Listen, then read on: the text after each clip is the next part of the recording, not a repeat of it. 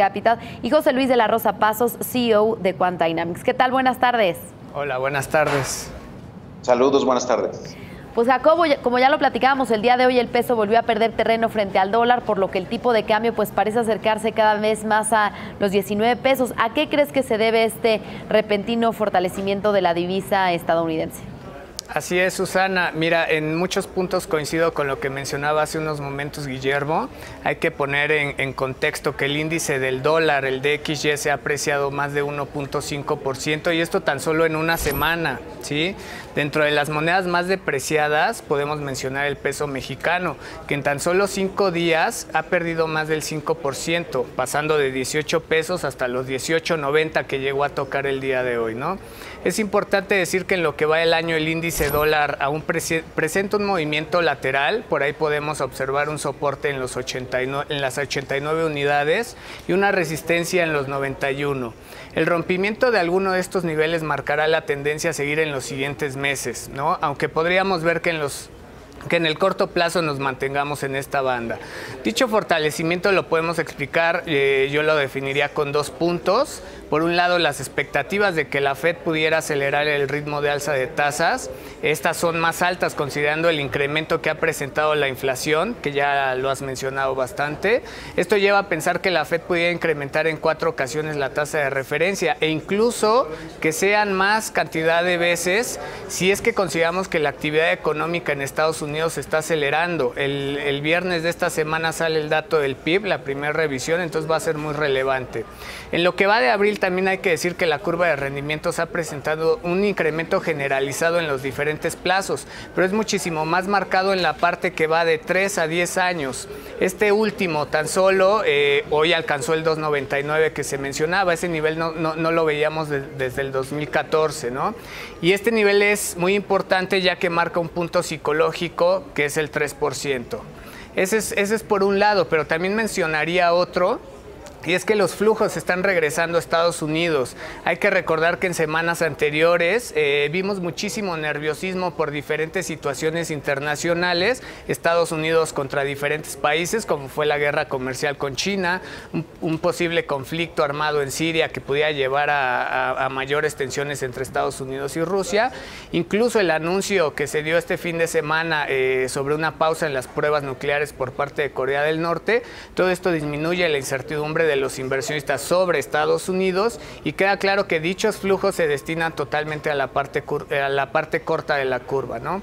Es importante dar seguimiento al mercado de bonos, ya que tasas altas pudieran crear distorsiones en la economía y sobre todo en las valuaciones de otras clases de activos. Bien, pues José Luis, a la apertura de hoy la acción de Volaris volvió a caer casi un 18% adicional, después de haber sido suspendida el viernes pasado por perder también un 15%. ¿A qué crees que se debe este fuerte ajuste y cuál es tu perspectiva sobre esta emisora?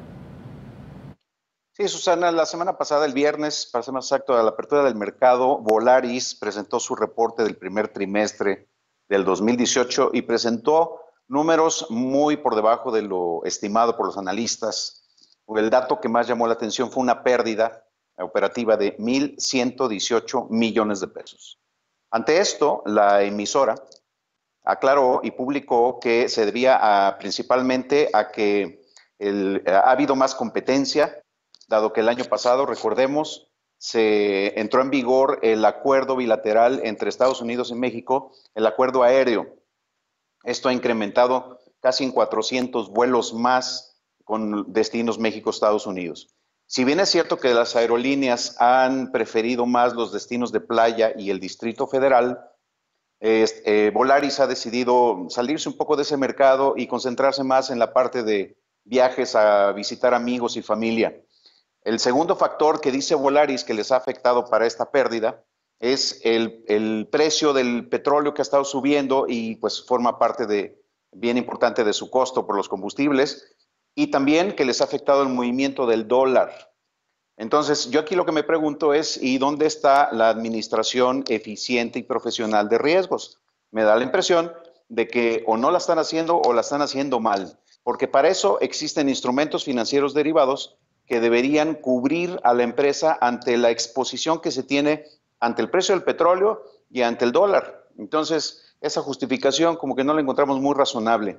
Otro elemento que presenta Volaris también es el asunto de la sobreventa de boletos. Si bien es cierto que es una práctica normal de todas las aerolíneas de vender un poco más de boletos para aquellos pasajeros que cancelan de última hora o que no llegan al aeropuerto, pero Volaris ha exagerado en esa parte y ha estado generando una experiencia terrible para los pasajeros que llegan. Si a eso le aunamos también que en el momento que llegas te encuentras con información diferente con respecto a las dimensiones de la maleta y eso es algo en lo que no se han enfocado la gente de Volaris y por eso están representando estos malos resultados. Nosotros vimos hoy que tocó un soporte en 10.68, es el peor desde octubre del 2014, pero de ahí vemos un rebote técnico que podría llegar hasta los 12.70, 12.80 pesos. Bien, pues Jacobo, en un ambiente de alta volatilidad política, el IPC parece estar más atento a los resultados financieros trimestrales que al reciente debate entre los candidatos presidenciales. ¿Cuál es entonces tu balance de esta temporada de reportes? Sí, Susana, hasta el momento pocas emisoras han reportado, pero hasta hoy tenemos que decir que los reportes han sido débiles. De las empresas que han reportado, los ingresos crecen en promedio menos de 10%, es una cifra muy pobre, mientras que a nivel utilidad incluso se están presentando contracciones. Las emisoras con peor reporte son las aerolíneas, podemos mencionar Aeroméxico y en especial Volaris, que ya lo comentaba José Luis, fue un pésimo reporte y eso provocó que el precio de la acción bajara mucho. Es importante mencionar también a las emisoras del Grupo Alfa, reportaron también cifras débiles, pero estas fueron mejores a las expectativas que se tenían y esto pudiera marcar un punto de inflexión para observar mejores resultados en los próximos trimestres. La emisora con mejor resultado hasta el momento, yo diría que Soma, tuvo un crecimiento en ingresos de 20% y en utilidades de 45%. Hay que decir que la mayoría de las emisoras van a estar reportando durante toda esta semana y no esperamos mayores sorpresas. Lo tenemos muy bien marcado, las empresas del sector de minería, bebidas y aeropuertos serán las que mejor desempeño tengan, ya lo confirmamos con OMA, y no creemos que en el mediano plazo los resultados trimestrales sean un catalizador para que el principal índice de México continúe subiendo. Consideramos que se observará presión debido al proceso electoral y eso lo vamos a ver reflejado en los siguientes meses.